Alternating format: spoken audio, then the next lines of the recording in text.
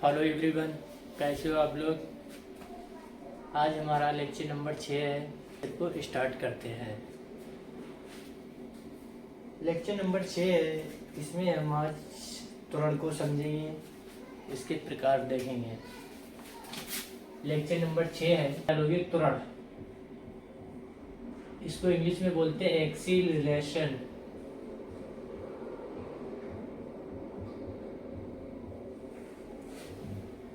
देखो, त्वरण हमारा क्या होता है। त्वरण की परिभाषा है कि किसी वस्तु में या किसी वस्तु के वेग परिवर्तन की दर को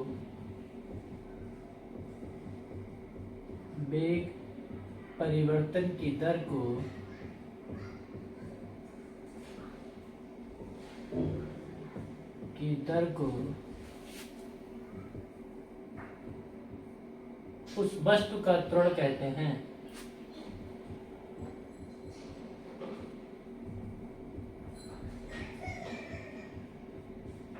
त्वरण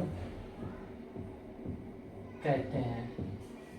क्या है परिभाषा कि वेग परिवर्तन की समय दर को त्वरण कहते हैं, या किसी वस्तु के वेग में परिवर्तन की दर को उस वस्तु का त्वरण कहते हैं। देखो, इसका मात्रक जो है, इसका मात्रक मीटर पर सेकेंड स्क्वायर होता है।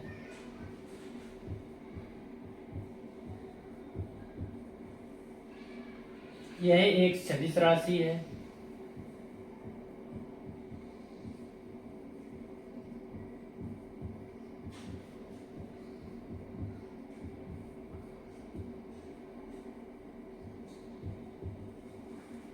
अब इसका फार्मूला क्या निकल के आएगा कि वेग, वस्तु के वेग में परिवर्तन की दर को उस वस्तु का त्वरण कहते हैं। तो त्वरण को क्या स्मॉल ए से लिखते हैं। स्मॉल ए बराबर वेग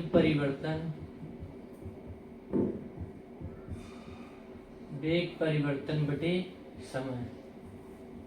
ये इसका फार्मूला निकल के आया। क्या त्वरण का फार्मूला निकला? वेग परिवर्तन बटे समय। अब मान लिया हमारी इनिशियल वेलोसिटी u है और फाइनल वेलोसिटी v है। माना प्रारंभिक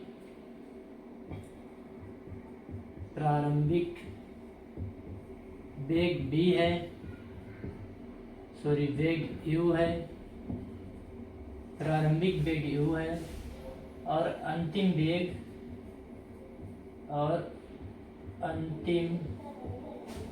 वेग v है। तो क्या फार्मूला हो जाएगा? वेग में परिवर्तन का मतलब होता है फाइनल माइनस इनिशियल। इतनी बात याद रखना, किसी भी चीज में हम परिवर्तन को देखेंगे, चेंज देखते हैं, तो वो हम फाइनल माइनस इनिशियल करके निकालते हैं। तो वेग में परिवर्तन हमारा कितना है?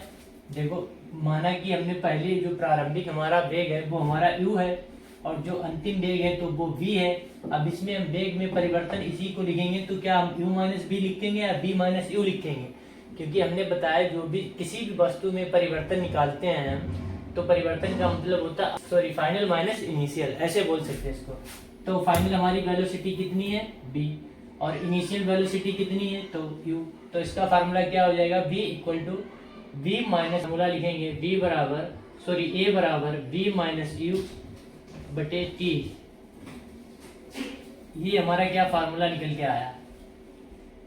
देखो, त्वरण किसी वस्तु के वेग परिवर्तन की दर को त्वरण कहते हैं। इसका मात्रक मीटर पर सेकेंड स्क्वायर होता है। यह एक सदिश राशि है। यह एक कैसी राशि है? सदिश राशि।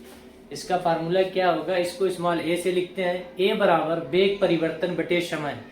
इसके फार्मूले से ही इसकी परिभाषा को याद रखना है। बहुत ही सिंपल परिभाषा है। ए बराबर वेग परिवर्तन बटे समय। वेग में परिवर्तन की समय दर को वस्तु का त्वरण कहते हैं। ये एक हमारी कैसी क्वांटिटी है? वेक्टर क्वांटिटी है। इसकी डायरेक्शन होती है। अब देखो, जब हम वेग बढ़ाएंगे तो हमारा त्वरण कैसा होगा? धनात्मक होगा। वेग बढ़ाने पर त्वरण कैसा होगा? धनात्मक होगा। और जब हम वेग की वैल्यू घटाएंगे तो त्वरण हमारा ऋणात्मक होगा। और जब वेग एक समान हो जाएगा तो त्वरण हमारा 0 होगा। ये 3 पॉइंट है, ये इसको लिखेंगे। पहला पॉइंट क्या है, धनात्मक होता है। वेग घटाने पर, ये पहला पॉइंट, ये दूसरा पॉइंट, वेग घटाने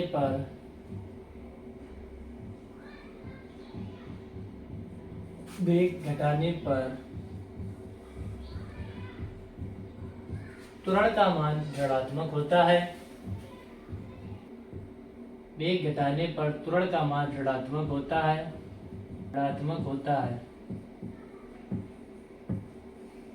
जब हम वेग एक समान कर देंगे तो त्वरण का मान 0 होगा।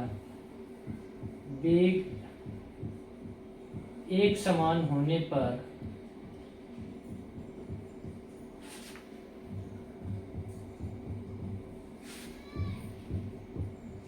त्वरण का मान 0 होता है। एक समान होने पर त्वरण का मान 0 होता है या 0 होता है। पहला पॉइंट क्या है कि हम वेग को जैसे जैसे बढ़ाएंगे तो त्वरण हमारा कैसा होगा, धनात्मक। देखो इसके फार्मूले से इसको समझो।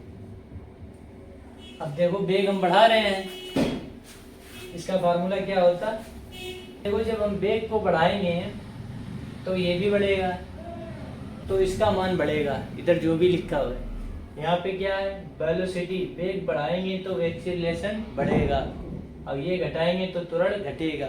ठीक, और ये जब देखो एक समान हो जाएगा, एक समान का मतलब है कांस्टेंट हो जाएगा, स्थिरांक हो जाएगा, तो हमारा ये 0 हो जाएगा।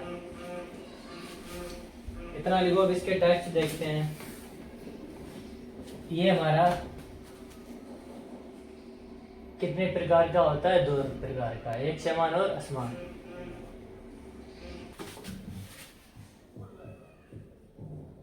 त्वरण एक समान त्वरण, असमान त्वरण।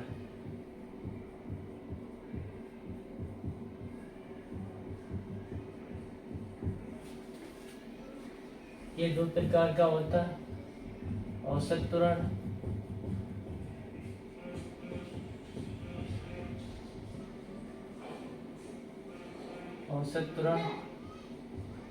और तात्क्षणिक।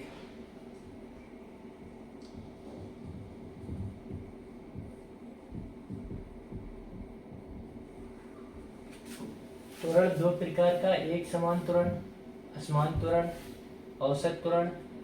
असमान त्वरण 2 प्रकार का, औसत त्वरण, तात्क्षणिक त्वरण। Uniform acceleration, non uniform acceleration, average acceleration, instantaneous acceleration. ठीक, अब देखो पहले हम हेडिंग डालेंगे एक समान त्वरण। क्या होता है हेडिंग, एक समान त्वरण। अब इसको समझेंगे क्या होता है कि एक, देखो यदि समान समय अंतराल में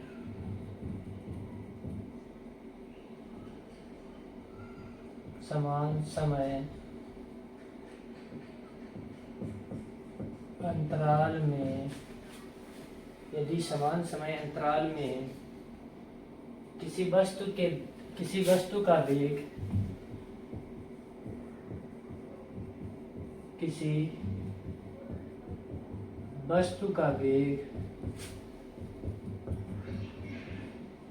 एक समान रूप से घटता है या बढ़ता है, यदि समान समय अंतराल में किसी वस्तु का वेग एक समान रूप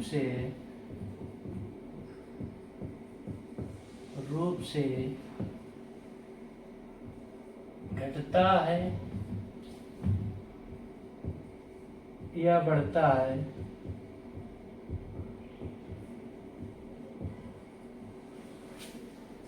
इस प्रकार के त्वरण को एक समान त्वरण कहते हैं।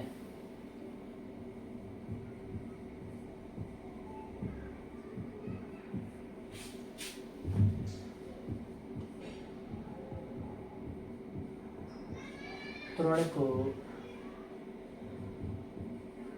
एक समान त्वरण कहते हैं।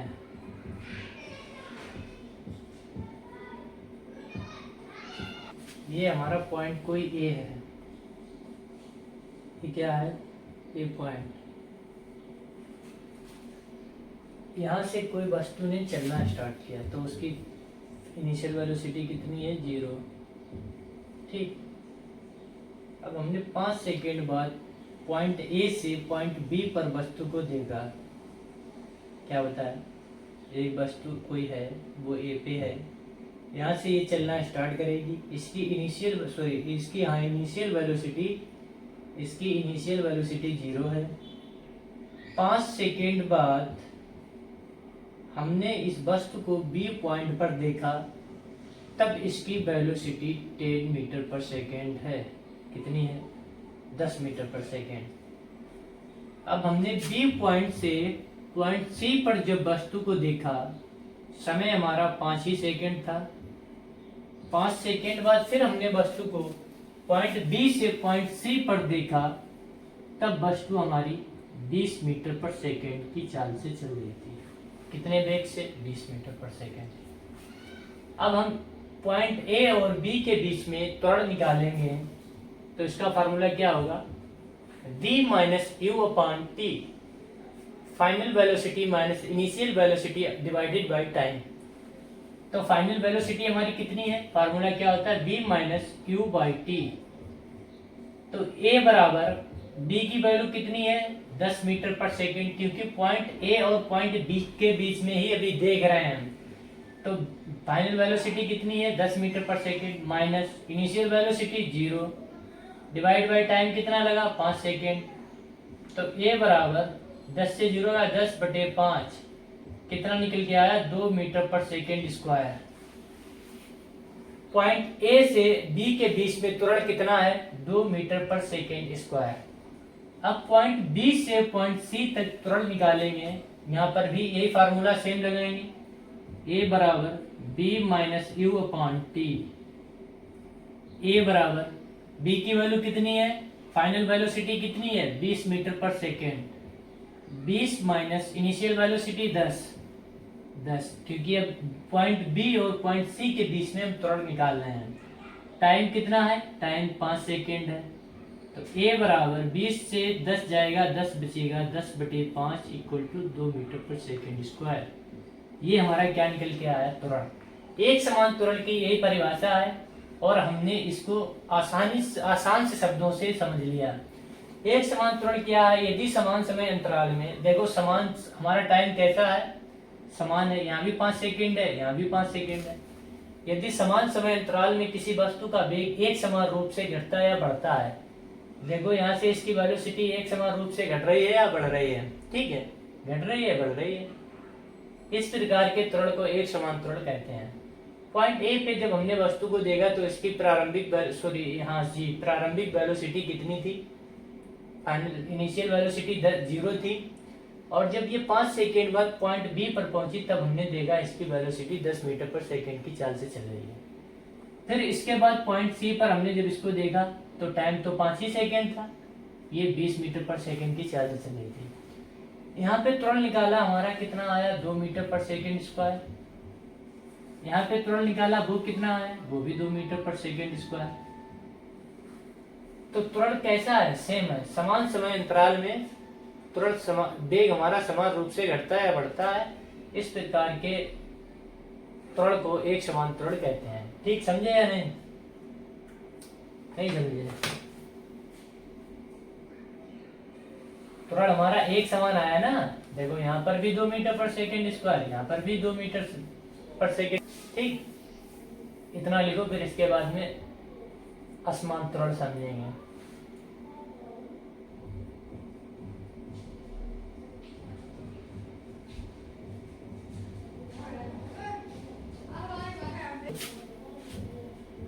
यदि समान समय अंतराल में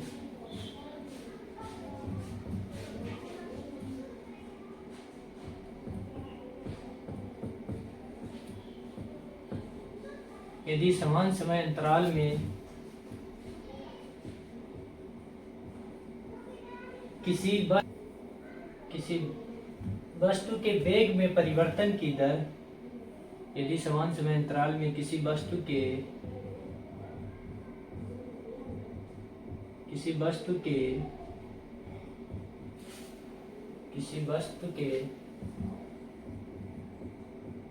वेग में परिवर्तन की दर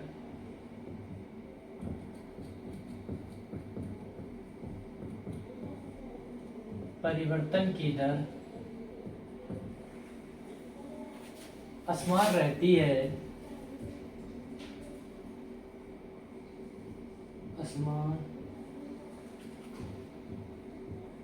रहती है तो इस प्रकार के त्वरण को असमान त्वरण कहते हैं। तो इस प्रकार के त्वरण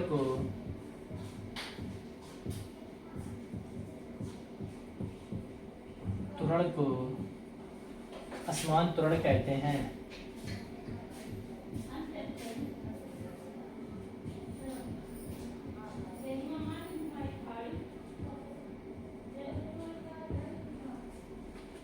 क्या बताया? समान समय में किसी वस्तु के वेग में परिवर्तन की दर असमान रहे तो वो हमारा त्वरण कैसा होगा? असमान त्वरण। इतनी सिंपल सी भाषा है। अब इसको भी वैसे समझ लेंगे एग्जांपल से। ये पॉइंट ए है, इनिशियल वेलोसिटी 0 है। 5 सेकेंड बाद पॉइंट बी पर देगा वस्तु, ये हमारी 10 मीटर पर सेकेंड की चाल से चल रही थी पॉइंट बी पर। के बाद वस्तु को देगा पॉइंट बी पर 10 मीटर पर सेकेंड की चाल से चल रही है। अब हमने फिर 5 सेकेंड बाद सी पॉइंट पर देगा वस्तु को, ये 30 मीटर पर सेकेंड की चाल से चल रही है। ठीक, अब यहाँ से यहाँ तक के बीच में हम त्वरण निकालेंगे, फार्मूला लगाएंगे। ए बराबर B minus U upon T. A बराबर बी कितना है? 10 माइनस 0 डिवाइड बाई 5, 2 मीटर पर सेकेंड स्क्वायर निकल के आया। बी और सी के बीच में निकालेंगे, इसमें भी ए फार्मूला लगाएंगे। ए बराबर B minus U upon T. तो ए बराबर बी कितना है? 30 माइनस यू कितना है? 10 डिवाइड बाई 5। ए बराबर 4 मीटर पर सेकेंड स्क्वायर। अब देखो त्वरण हमारा ए और बी के बीच में 2 मीटर पर सेकेंड स्क्वायर है और बी और सी के बीच में 4 मीटर पर सेकेंड स्क्वायर है।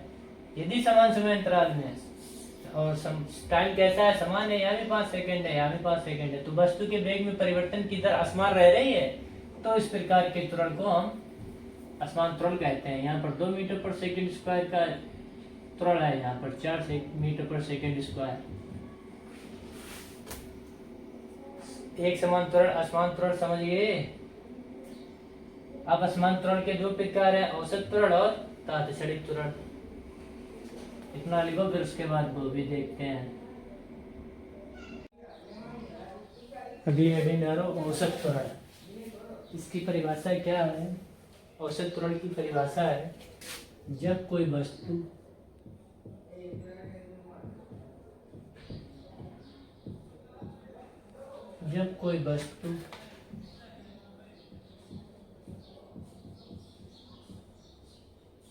असमान त्वरण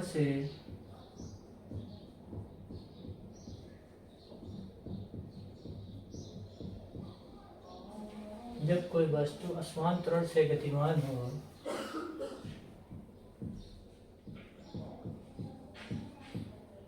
असमान त्वरण से गतिमान, तब वस्तु के वेग में तब गतिशील वस्तु के वेग में तब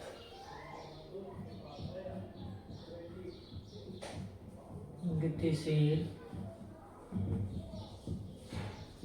वस्तु के वेग में तब गतिशील वस्तु के वेग परिवर्तन की दर। परिभाषा क्या है? जब कोई वस्तु असमान त्वरण से गतिमान हो तब गतिशील वस्तु के वेग में कुल परिवर्तन कुल परिवर्तन तथा उसमें लगा कुल समय तथा उसमें लगा कुल समय के अनुपात को औसत त्वरण कहते हैं। कौन सी परिभाषा है? क्या परिभाषा है? जब कोई वस्तु असमान त्वरण से गतिमान हो तब गतिशील वस्तु के वेग में कुल परिवर्तन तथा कुल समय के अनुपात को औसत त्वरण कहते हैं। परिभाषा समझ में आई? तो औसत त्वरण बनाओ, फार्मूला क्या होगा? औसत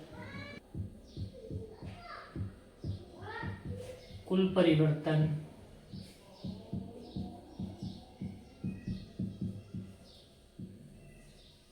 कुल लगा समय।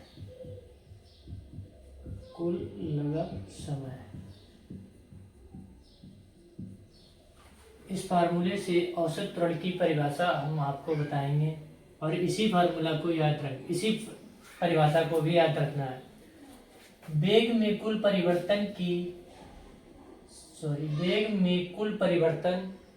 तथा कुल समय के अनुपात को औसत त्वरण कहते हैं। क्या बताए परिभाषा? वेग में कुल परिवर्तन तथा कुल समय के अनुपात को औसत त्वरण कहते हैं। फार्मूला याद रखो, इसी फार्मूले से इसकी परिभाषा याद करो। वेग में कुल परिवर्तन तथा उसमें लगा कुल समय के अनुपात को औसत त्वरण कहते हैं। परिभाषा इतनी लिखो, ऋणात्मक और शून्य भी हो सकता है। शून्य भी हो सकता है।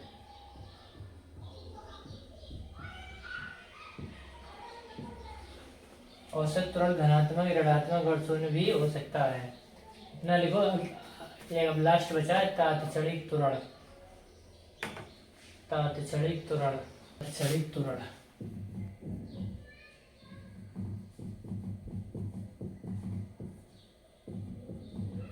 Instantaneous acceleration.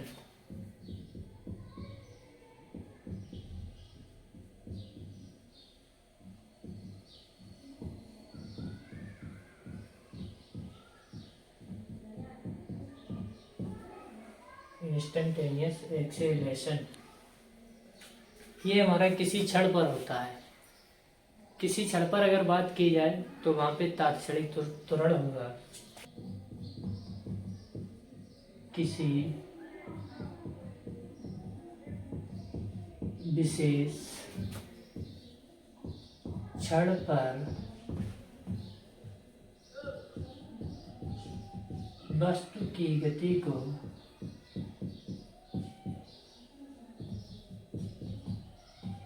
तात्क्षणिक त्वरण कहते हैं।